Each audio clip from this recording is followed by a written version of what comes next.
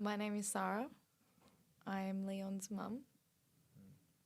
I gave birth 34 days ago. And unfortunately, he was a stillborn. Yep. So we have an angel baby. And we want to talk about our story and how to help other people go through what we're going through and build a community of unspoken parenthood. Have those taboo conversations. Yeah. So do we start from the start? Yeah. Cover off pregnancy? Yeah, we can do that. Yeah. We got really fortunate. I fell pregnant really quick. An Egypt baby. We were in Egypt. And I think, no, the first one was when we first tried. yeah, okay. All right, we're really going all the way back. Yeah. What really cemented the fact that we wanted to be parents. Yeah. So when we first tried. Mm-hmm. And you thought it was going to be one and done. I was so convinced that the first time we tried without protection, I was going to get pregnant. That was it.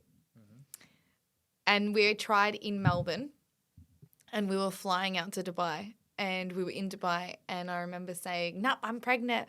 I'm not going to ride the camel. I'm not going to go on the ATVs. I'm going to avoid all of this. Just sat there, watched us all ride around these. Yeah, I took good photos of you guys riding ATVs. All these Dubai dunes.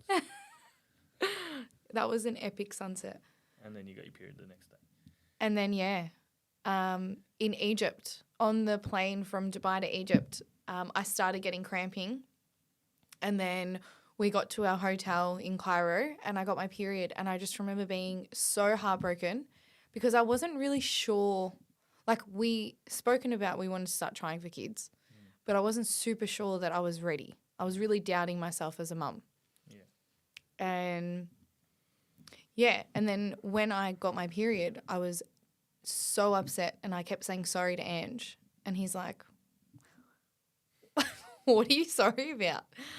And then we went on like a spiritual trip in Egypt. We were with our church.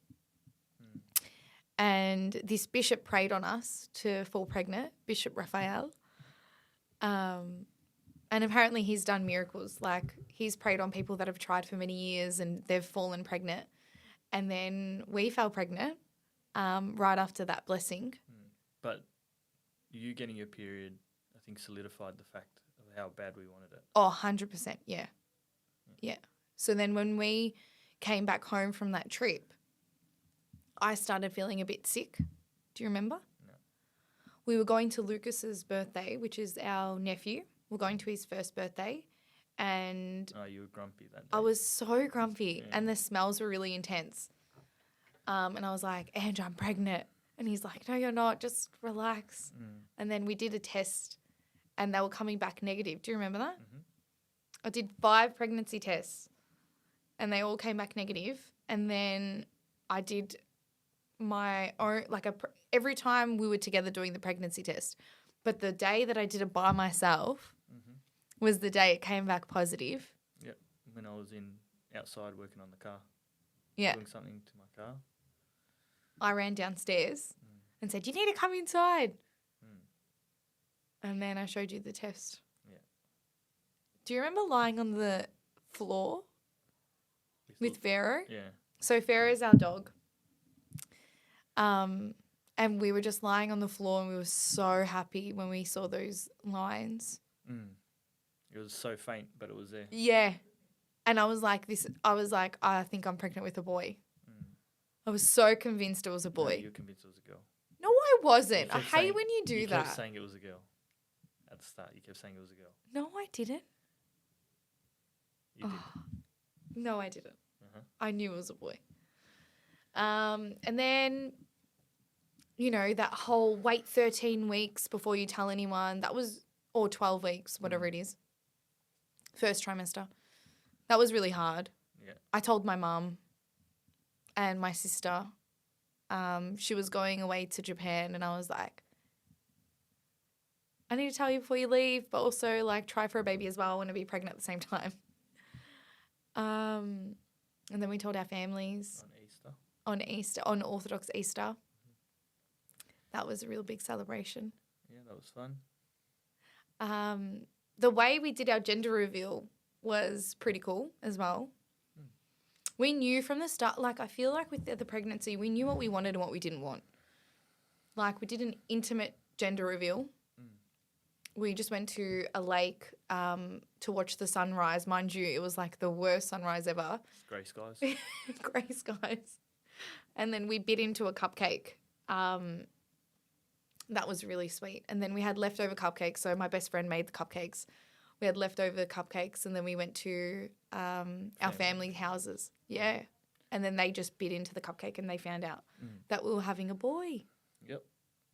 Our baby boy. That's right.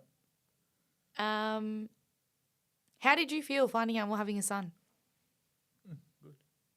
You were excited. Yeah. And then I had the best pregnancy ever. Like, I didn't get sick from anything. My first craving was mangoes. I cried when I didn't get one because they weren't in season. But then Ange actually found one for me. That was incredible. Love eating red meat. And before I was pregnant, I was gluten-free. And our angel baby healed me, and I can eat gluten now. So crazy. But then I started getting itchy week 13. Yeah, just general body itchiness. Yeah, I was just generally itchy all over. And I went into emergency just to check because I'm that type of person. And they did all these tests on me, and they were like, no, it's just normal pregnancy itching. You're fine. If you ever get itching on the palms of your hands or the bottom of your feet, that's when to be scared, because it could be a condition called cholestasis. So that was always in the back of my mind. Yeah.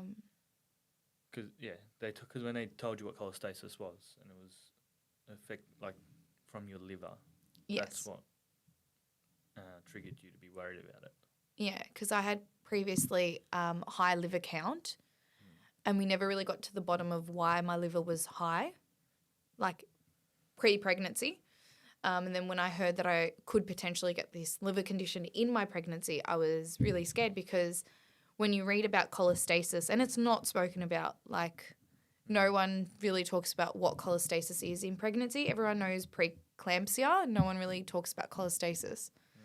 But it's a liver condition that can cause stillborns. It increases the odds. Yeah, increases the chances. Yeah. So anyways, at this point, I was fine. I'd been cleared of cholestasis. They just said, come back if you get worried. And I went on having the best pregnancy. I love being pregnant. I weight trained all the way up until, I think, 30 weeks, 29 weeks. And I was also doing clinical Pilates with my osteo and swimming. And then around the 30-week mark, do you reckon? Or later? Possibly. Around 30. No, I reckon it's probably around 32. 32 weeks? 32, 30, yeah. Okay. Around that, I started getting really itchy. And then we went back into emergency department and got the test done. Because it had moved to your hand, your palms and your feet. Yeah, it moved to my hands. Went to emergency and they did the test, it's just a blood test of your bile acids to know your score. And it was borderline cholestasis. So my score came back 13, and safe zone is 10 and under. So they were like, look, you're borderline. We're not worried. You've got a low-risk pregnancy. You're really healthy. That was essentially what they said, right? Yeah. They said, we're just going to keep monitoring you. Keep monitoring me, keep monitoring the baby. Yeah. So then I was getting monitored every 3-4 days. Started mat leave. And then as soon as I started mat leave, I felt like I started feeling not well. So I started maternity leave around 33 and a bit. Maybe it was 33 and 5 days. And then it started getting scary when I couldn't sleep. Yeah. Sleepless nights, waking, just itching throughout the night. Yeah, I'd have to have ice packs like in my hands and the bottom of my feet. And I was up. Like, it's literally torture, feeling your body completely itchy and the constant itch. And people that have had cholestasis before will know, because I spoke to one of my friends who had cholestasis, and poor thing, she actually had it in summer and she was sunburnt at the same time. So I can't even imagine that itch. But, yeah, I was up pretty late at nights and I was feeling heavy, and it was just getting towards the end. So we're getting excited to meet him.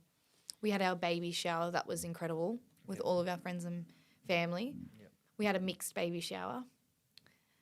No, because not many people do mixed baby showers. Eye roll. Yes. So then between 1 week, my bile acids went from 13 to 42. Yep. Which, what do you think they said about that?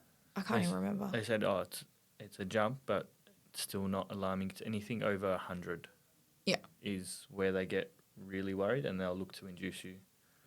Yeah. And then by the time we got to the next, so it was a week after, was it? Mm-hmm. So in week 35, on the Thursday, you had your... No, so... On the Monday, Yeah. so week 35 is the week where everything started happening. On the Monday, we had an ultrasound, and it was the worst experience ever, where the ultrasound person asked, while he's going over the face of my beautiful son, have you tested him from Down syndrome? Yeah. And we freaked out because we were like, can you see something? Is he okay? It's like stupidity. Yeah, we got really worried, and we were like, is he okay? Like, and he was just kept saying he's a really small baby. And I was like, okay. Mind you, they're not meant to be telling you anything. Yeah. They're meant to take the images, the doctor writes up the report, and then he told us our Leon was in the 5th percentile, where a week or so before that, the midwife midwives did another measurement, and said he was in the 70th percentile, so he's supposed to be a big baby. So obviously for us, we're getting conflicting information. Yeah. But yeah, that it wasn't the most pleasantest of experiences. No, it really wasn't. And then I did a blood test on the Tuesday. Yeah. With my GP, but and there was miscommunication. Yeah, bile acids wasn't included on the report. Yeah. And so I didn't know that the jump had been so dramatic. So on Thursday, went into the hospital, and I had normal monitoring. I had an ultrasound, and in that ultrasound, he was perfect health. His blood flow with his umbilical cord was great. We saw that he had a full head of hair on the ultrasound, which was really cool. And I had blood tests done that day. And I said to the doctor, do you want me to wait for these blood test results? And he's like, look, your monitoring is amazing. The ultrasound's really good. We'll call you if anything comes up, but I'm not worried. So they sent me home Thursday. Yep. Us feeling like everything was fine. And that night we actually had one of our priests come to our house to bless the house, because I really wanted the house blessed before Leon was born. Do you want to tell this story? Yeah. Yeah. So Father John's come to our house. He's been we were just chilling, having a chat, just talking, just pretty much just filling him in on how we're doing, what our plans are. And then just through chat, he was telling us about the Book of Job, which I'm not sure not many people will be familiar with. Well, we weren't familiar with it. Which we didn't know about, which is essentially about a book in the Bible where Job, who was a very faithful man, was tested by the devil, and had everything taken away from him to see if he'd lose faith. Yeah, in God. lose his faith in God and deny God, so the devil went through essentially, and Job was a very wealthy man as well, so he had lots of crops and livestock and everything, so all his livestock was killed, all his crops died. And his 7 children. And he had 7 children, and his 7 children were also, all of them passed away. And he didn't lose faith in God.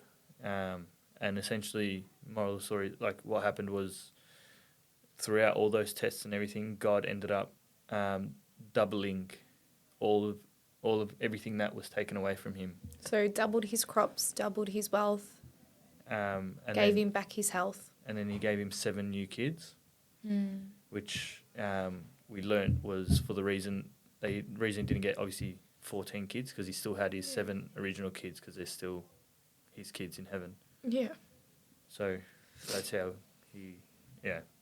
So he told us that, and this was all the night before. This was the night before. So while he's telling us his story, Leon's kicking crazy in my stomach, because he was like, I had a back placenta, so I could feel every movement of Leon. And that particular night, Ange was saying God never gives someone what they can't handle in life. And we're talking about that so openly with Abuna, which is another word for father. So that was incredible. And he left and we felt really, really good after that visit. And then we went to bed, and Leon's notorious times to wake me up in the night was 12 a.m., 2 a.m. and 4 a.m. And I think he was getting me used to the feeding times, because he would wake me up, kick me, and then I would go to the toilet, I would go back to bed, and I would just go back to sleep. So the last time I felt Leon kick was at 4 a.m. on Friday, the 29th of September. I went back to bed and fell asleep, and then the next morning I woke up around 8 o'clock. Stop touching the mic. Sorry. I woke up around 8 o'clock and I said to Ange, did I ask for pancakes before or after? Before what? Before he told us? Before I got the phone call from the hospital. I think we were already going downstairs to make me pancakes. Yeah.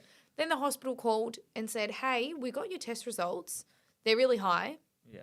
So your bile acids came back at 172.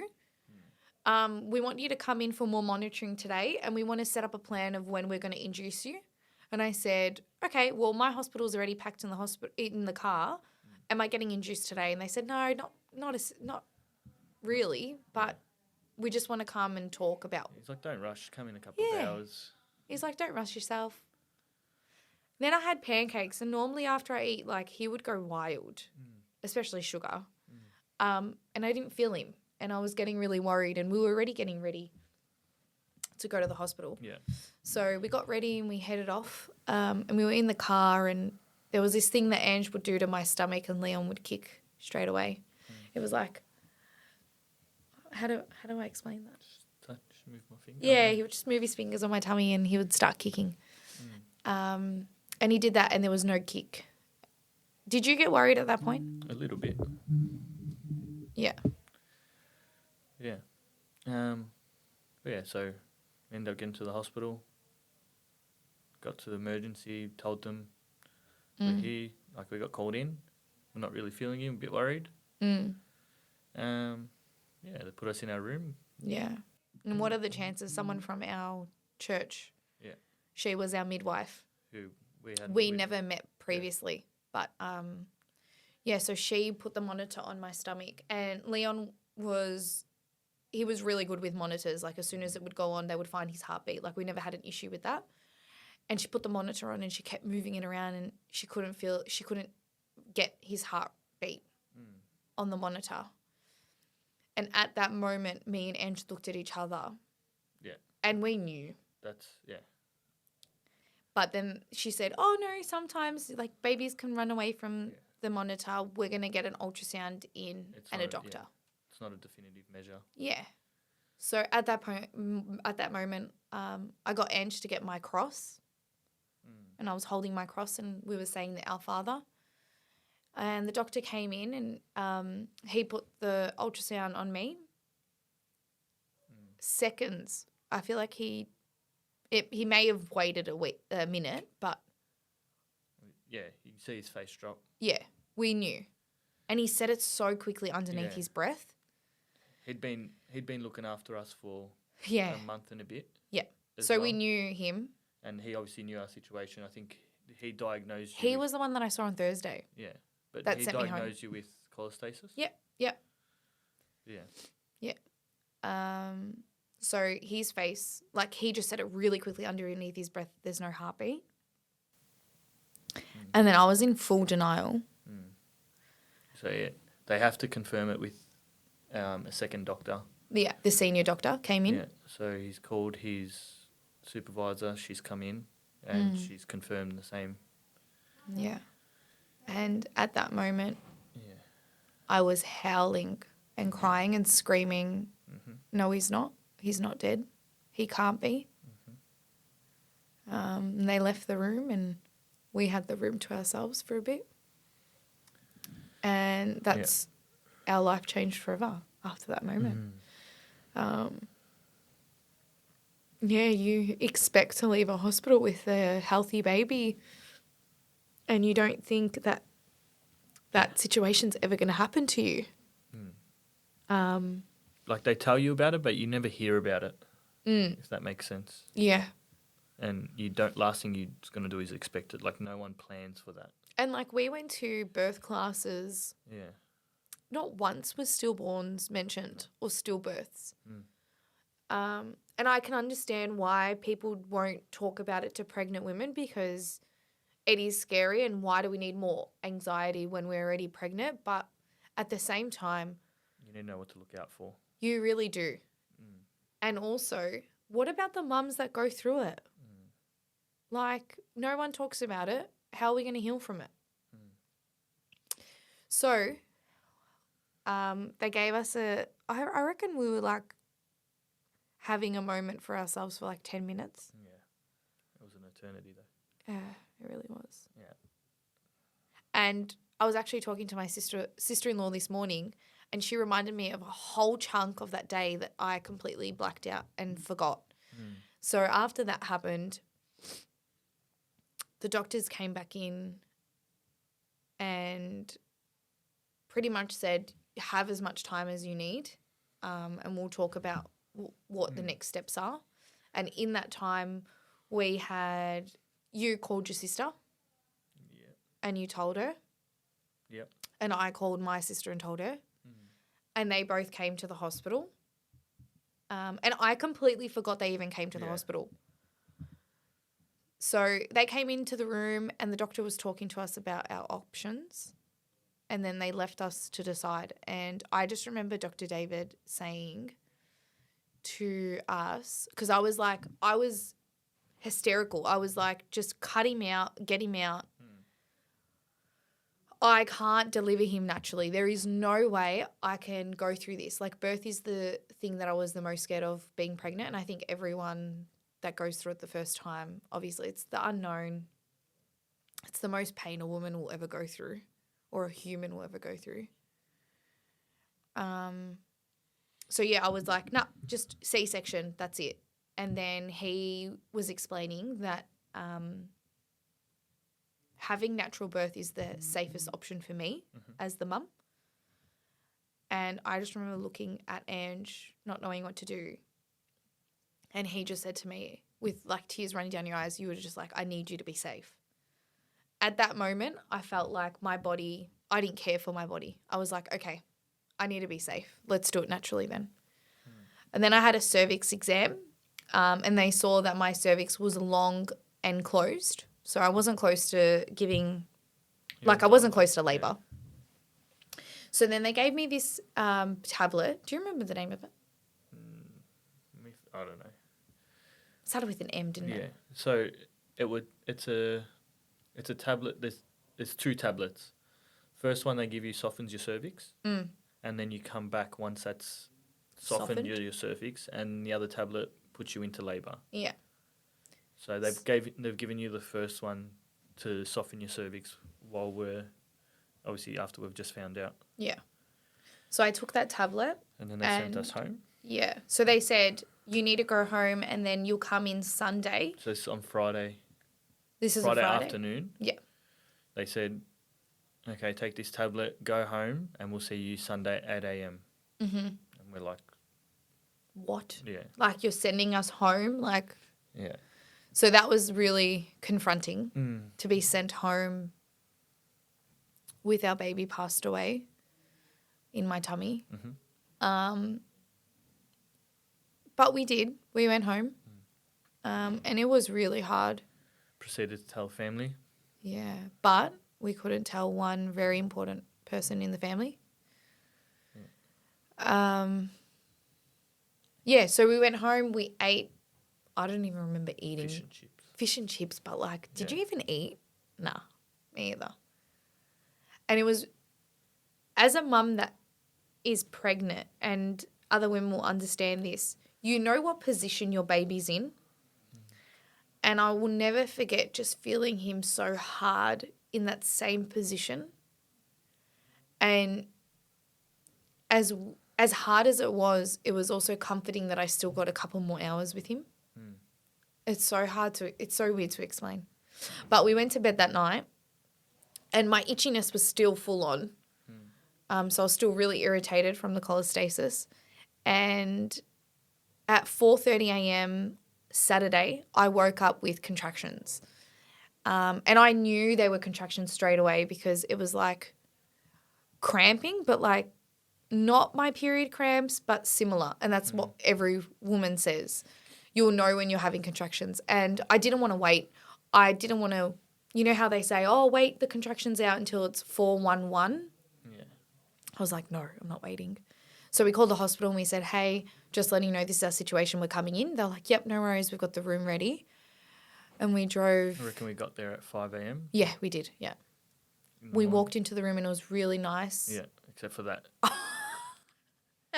So they had the room really It's just really dim. Like dimmed, really nice, yeah. peaceful, dim room. And then they've got like almost like a strobe light, but it's like green stars. And I was like, you can keep the clouds because Yeah. it was like clouds and green dots everywhere. I'm like, you can keep the clouds, but get rid of the green it's like dots. lasers. Yeah, they're pissing me off. So when we got in, I was 3 centimeters dilated. And as for pain relief, I was using the gas. Oh, the gas is good. I was so scared about the gas. Yeah, on the Friday. On the Friday, I had a bit of gas for my cervix exam. But the gas is good. No woman should be afraid of the gas. Yeah, so I had the gas until 8 a.m.-ish, maybe 7:30. Yep. Got the ball rolling on the epidural. Mind you, that was my biggest fear, getting an epidural. I wanted to go all natural. But with the circumstances, I was like, this needs to be the most positive and pain-free birth that I ever have. So, yeah. I leant over the bed and I held on to Ange and I had the epidural put in and honestly, very painless. Yeah, you were just praying. I was praying. I was saying the Our Father and it was so quick. The epidural was really quick. It feels like a cannula getting put in. I think my cannula hurt more because she was really rough with the cannula. A bit of odd cat, that doctor. Yeah. It's like a shifter's ended. She's trying to get out. Yeah. And then I started getting tingling with the epidural and... You forgot about when Jane walked in. Oh, Jane. We love Jane. So as I'm getting the epidural, I look up and it was the changeover with my midwives. And this midwife walked in and she was older. And I saw her face and the first thing I said to her, and at this point I hadn't cried in labour yet. And I just looked at her and I said, are you a mum? Just seeing her face made me warm. Like it made me feel comfortable. And then she goes, yeah. That's not how it was. Well, what did she say? You were crying. Yeah, but like what did she say when I said, are you a mum? Yeah. Yeah. And then you started crying more. Yeah. I just felt so comfortable with her just looking at her. It was like I don't know. I can't explain that feeling. Mm. It's like I knew she was going to take care of me. Once the epidural kicked in, we started talking to Jane. And she mentioned that her niece had a stillborn. And she told us a story about Lucas. Yeah. And she got emotional with us, and it made us feel more comfortable with her because she was able to get emotional with us. She felt human. Yeah. And she was really, really supportive. She kept saying, "You're doing amazing." And she made the environment super, super relaxed. Yeah. I had the best birthing experience as it could be. You're a natural. Thanks, babe. Yeah, it was really calm. And my mum and sister came in while it was probably like, what? Just before, yeah. Just before I started pushing. Yeah. So around 12-ish, they came. And the way that the anaesthetist did my epidural was I could still feel my contractions. Like I could still feel the tenseness. It made you pain-free. But it made me pain-free. It was actually amazing. Like I could move my feet. And I would say, "Oh, contraction." And I would look at the screen and I could see it going up. So I had a really good labour. And then right before I started pushing, like I said bye to Nadia and Mum. And right before I started pushing, I started feeling the tingling coming back, like as in I could feel my abs and I was getting really scared. So I called the anaesthetist back in and they just gave me an extra top-up. Yep. And then Jane did a check and I was fully dilated. I was ready to go. Said you were ready to go. So that was around 1 p.m. So from like 8 a.m. to 1 p.m., that was the epidural time. And then I started pushing and she talked you through it. she talked me through it. She had a warm compress towel and she kept it down there. Okay. And she broke my waters. Yeah, that's right. And in my water, it was a lot of meconium. So what that is Leon pooed in my... When the baby passes, Yeah. Like poos in the sac. Yeah. And then they call it meconium when it mixes, and that can be really dangerous for babies. Yeah, so if babies swallow that could be a reason why they pass. Life-threatening. Yeah. So she saw the meconium, she quickly cleaned it up. I didn't see it. Yeah. Did you? Yeah, it was just like dark green. Oh, okay. Yeah. And so I started pushing. I did one test push and she's like, "Okay, this is great." She's like, "Keep pushing." And then when they say stop, you have to stop. And it's really hard to explain because obviously if you have an epidural, you can't feel down there. You're just trying to get it out. Yeah, you've got to physically imagine you stopping your pelvic floor. And I'm really grateful. I did a lot of work on my pelvic floor in Pilates and before. So I feel like I just imagined myself stopping my pelvic floor. And in like 4 big pushes and 2 long breaths, our baby was born.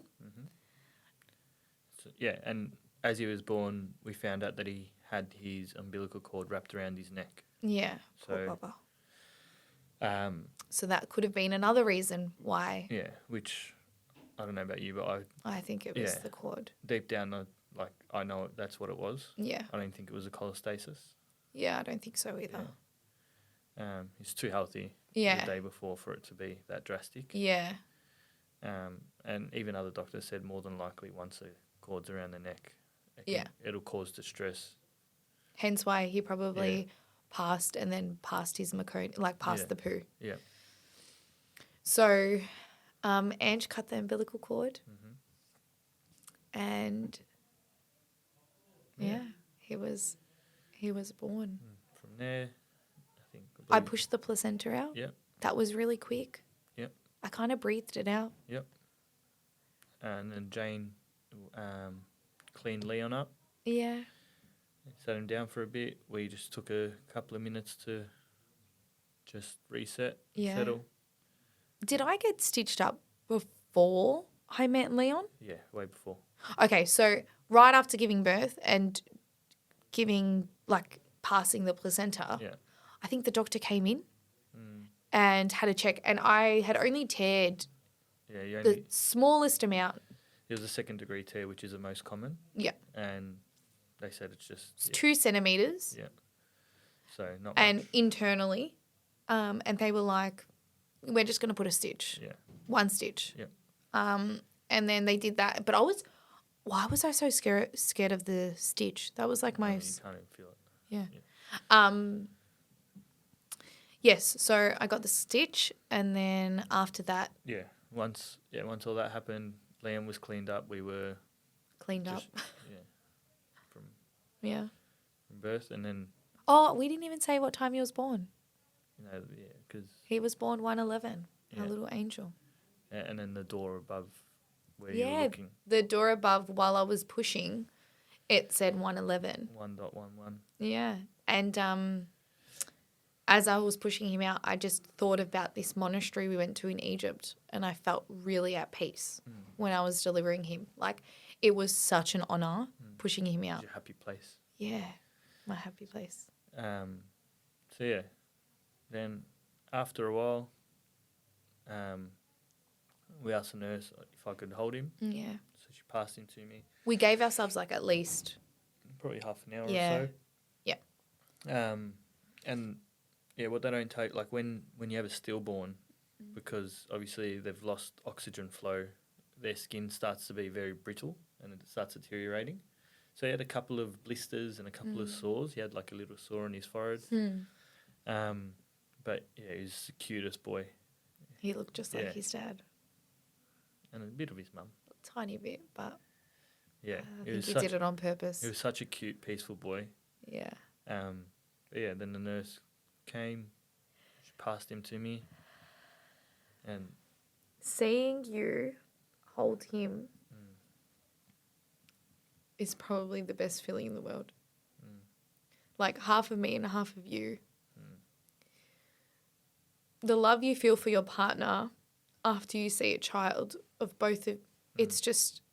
It's not spoken about enough. It's so beautiful. Yeah, Ange held him and was like showing me him. So the first time I saw him was in Ange's arms. That was really special. Oh, that's right. The first thing when he was delivered, the first thing Jane said was, "Wow, he's got big hands." Yeah, she did. And you've got huge hands. She did say that. I do remember her saying that. He had really big hands, really big feet, just like his dad. And you held him for a while. Yeah, held him for a while. My arm was dead. Yeah. I didn't feel it, but... Yeah, who cares? Yeah. I would do anything to get that dead arm. Best dead arm I've ever had. Yeah. Yeah, then... It was grand final day. Sorry, we forgot to mention that. Yeah. And Andrew's a massive fan of AFL. Like, really? you play footy. Yeah. You love footy. Don't deny it. I'm not a big fan. Like, I wouldn't say I'm a massive fan. Okay, not a big fan, but you enjoy footy. Yeah, I appreciate it. Oh, you play it. You Yeah. should appreciate it. Yeah. And we're actually crazy for this. He passed Leon to me. No. After the nurse took him back because you wanted a bit of a rest still. Oh, 'cause yeah, you were okay. still resting. Then after a little bit more, Yeah, actually. yeah. You're right. Then I think, because before the nurse took him back, we were watching it. I was holding him. Or were you holding him when we were watching it? I was holding him when we were watching it. Oh, yeah, so it must have been, so the game would have started. Ages ago. Yeah. While I was delivering, it was on. Yeah, the game was on. Because the family came. We saw the last quarter by ourselves with him. Yeah. And I was holding him, and I really don't like Collingwood. It's a team where they piss me off. And you got a soft spot for Brisbane. And I've got a soft spot for Brisbane. And it was Brisbane and Collingwood. And Ange grew up as a Collingwood supporter, but now he just generally likes multiple teams and he doesn't really follow one team. And I said to Ange, if whoever wins, that's the team that the family goes for. And Collingwood won. So I think he just made his dad happy and let Collingwood win for that one. So we are a Collingwood family now. That's it. And yeah, we watched the grand final with our son in my arms. It was because that game was going down to the wire. So 2 minutes to go. It was crazy. Yeah, you said, whoever wins this game is who we go for. Yeah. And then our family started coming, and so did our priest. he came. Our priest was the first one there after Leon was born. And he didn't say a lot, but he provided us a lot of comfort. In a weird way, yeah. Yeah, in a really weird way. And it was really nice that he came. And our family got to meet Leon, which was amazing. The grandmothers held him. Yeah. That was really nice. It was nice seeing them. Yeah. With him. Like, as hard as it was in that, obviously, it's not the circumstances you want to see that, but yeah, it's good to, it's a good feeling to have. Because I can't imagine people, like, I feel like we celebrated him to an extreme extent. Yeah. Like, we want everyone to know Leon's name. He's our first son. He will never be forgotten. If anyone asks us if we have children, we say, yes, we have a son that's passed away. Definitely. So, yeah, that was a full-on 48 hours for us. And then, so after that, Leon was with us probably for another few hours. Yeah. They give you the option of keeping them a bit longer, but for us it was hard to see his body deteriorate. Yeah, we were at peace with him. Like, we got to meet him, we got to spend our time with him. Yeah. I think the last time you put him down, you were telling me a little bit of a blood nose. Yeah. He got a little bit of a blood nose, and apparently that's normal because they passed away. Yeah. So for us, I don't think having him for like next to us any longer for however many more days or whatever. It would have been harder for us. It would have made it a lot harder. And everyone does it differently. Yeah, correct. It's each to their own. We were at peace with it. We made our decision. Like, we'll say our byes. Yeah. And the that hardest goodbye. That was it was the hardest, probably one of the hardest things for me, watching him get pushed down that corridor. Yeah, I heard that you followed him out. So yeah. Yeah. I'm sorry you had to do that by yourself. It's okay. And then, so from there we spent 2 or 3 nights at the hospital so they can monitor you, look after you. Yep. They changed so late that night. So we said goodbye to Leon around 9:30-ish. I don't even know. And then around 11, they came back to because we were still in the birthing suite at this point. Around 11, they came and they were like, oh, we're going to change your room. They took us, which was probably the best thing for us because we were in the birthing suite. So literally all we could hear were mothers giving birth and babies crying, which in that moment is probably not ideal for us. But, so it was, I think Mercy handled it really well. Yeah, we had a good experience at the Mercy. And shout out to Jane. She was amazing. Yeah. So, we spent the next 3 nights. Yeah, it was 3 nights. Upstairs, just a really quiet ward. It was like post-surgery ward. So there was no babies. There was no people. Like, there was hardly any people. It was like we had the whole floor to ourselves, but we had a massive room. Yeah, and they gave us a room with 2 beds, and we just stayed there. We put them together. Yep. And we just stayed there. So, yeah. Yeah. And then I think on the second last day, second last day, they had the pastoral care come through. Yeah. Who is the people that give you advice and help you organise, I guess, funerals, the birth certificate, death certificate, then leave from work, as in like Centrelink leave and what you're entitled to and all of that type of stuff. And counselling services. Yeah, and counselling services as well. Yeah. So we had that, and honestly, we were blessed with the funeral home that we decided to call. They were so good. Except for that receptionist. Yeah, the receptionist, she was off her head. But she was like, we were like, oh, we need to talk to the guy that helped us. His name was Paul. She's like, why?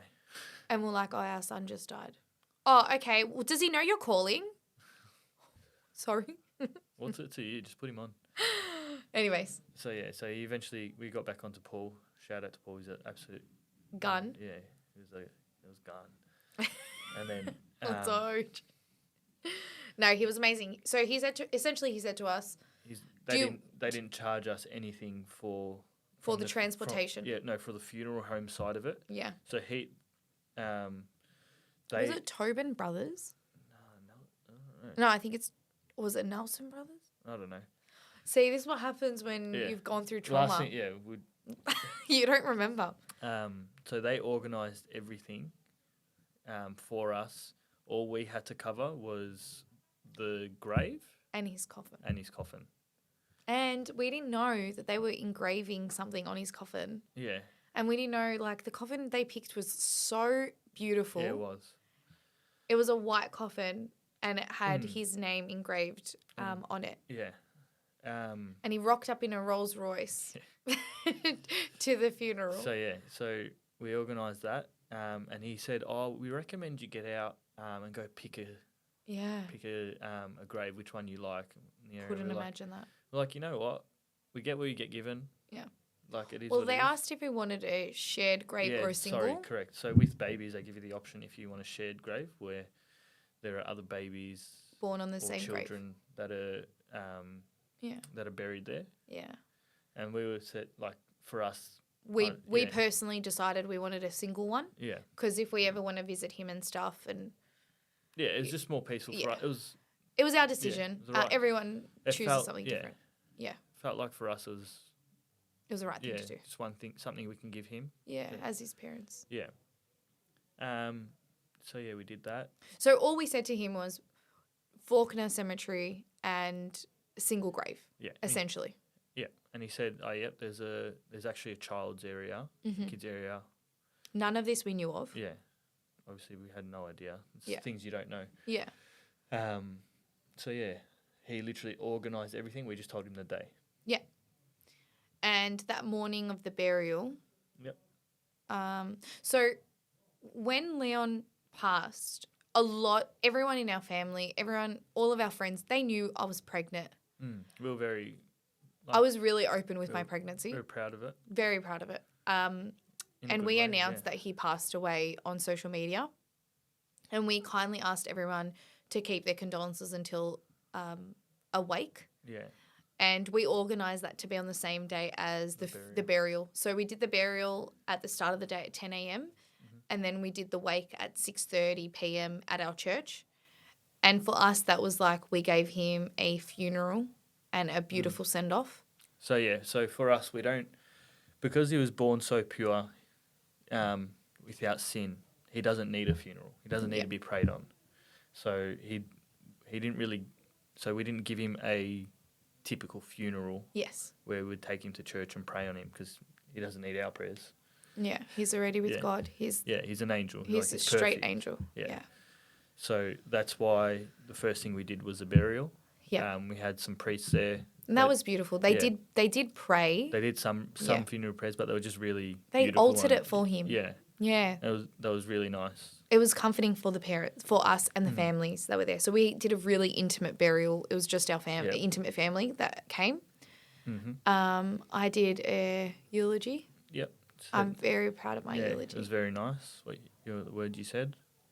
And I just remember reading the eulogy, and one of my eyes was completely gone with tears, and the other eye, like, it kept like, oh, I'll show you a little bit of the words, and then I won't show you. That was really, really hard, but I was very strong. Yeah, just before saying it, I started crying, and I was like, "Come on, Leon, give me the strength." But I didn't realize I said it out loud. Yeah. And Ange heard me say it. And then after the burial, we went home, just us two. And did we nap? Probably had a nap. See, like... I don't know. That week. Yeah. It was just mush. Yeah. And then the prayer night or the wake that we did at the church, I started getting irritated when we just got to church. Everything was bothering me. Obviously, I just buried my son. Like, it was a lot. And we have this section near the altar that women can go to and kind of hide out. And at the start of the prayer night, I went to that section in the heckle, it's called, and I was looking at the altar and I was trying to like level myself and get some peace because I knew how hard seeing everyone grieve for you and for your son. It's really, really hard because it's like, as an empath, like I felt bad for them, feeling bad for me. That was one of the weirdest things as well throughout all that. I think one of our biggest concerns was how other people were going to feel. Yeah. We were worried about other people's grief as well. We were scared to tell people that Leon died because we knew how many people loved him without even knowing his name yet. Yeah. So anyways, I went in the heckle and then Ange came and got me. And when I went there was only like a few people in the church. Yeah. When I came out of the heckle, I was probably there for 5 minutes, not even. You're packed out. Packed. More than our wedding. Like this boy was so loved. It was incredible. That wake was something that I'll hold in my heart forever. 100%. And every person that came, we can't thank you guys enough. Like the amount of love we were given and continue to get given, we have really good people in our lives. Yeah, definitely. We're very blessed with our support. So blessed. And I can't imagine people that go through this that don't have that support. And that's another reason why we want this podcast.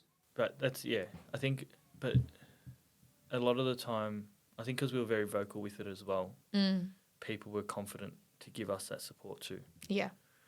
So I know it can be very hard for other people. Like some people, which is everyone deals with grief in their own way. Oh, grief is just... Yeah.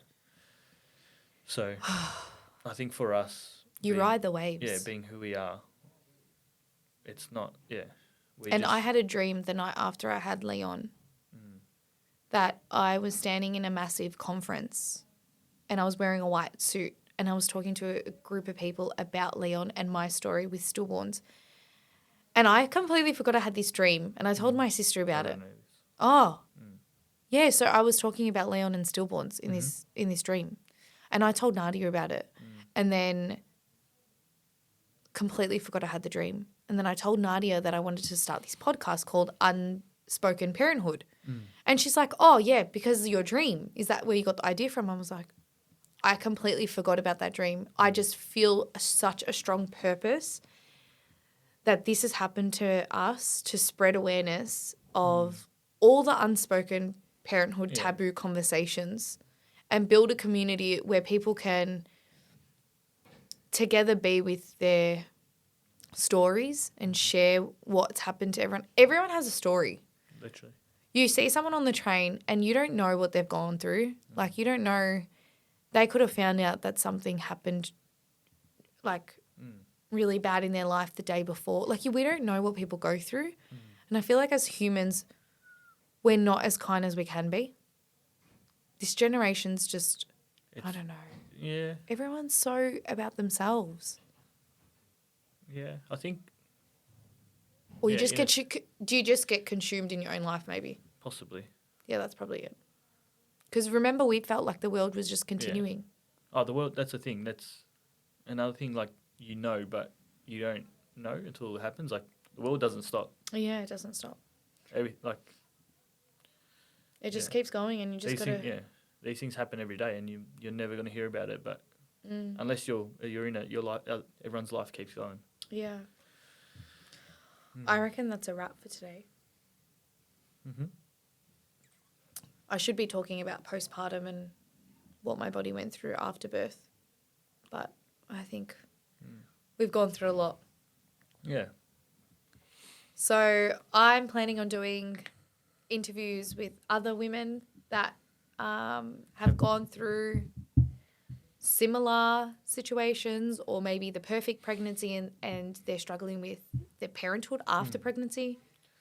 It's all about, everyone's got their own unique situations. Yeah. Everyone's got their story. Yeah. And you just don't know what people go through. And if we can build a community where we talk about these taboo conversations openly, then if we help one person, then that's all I can ask for. And Ange will talk from the male's perspective because it's not spoken about. Yeah. Yeah. So this is our podcast. We outie? Yeah. Let's go.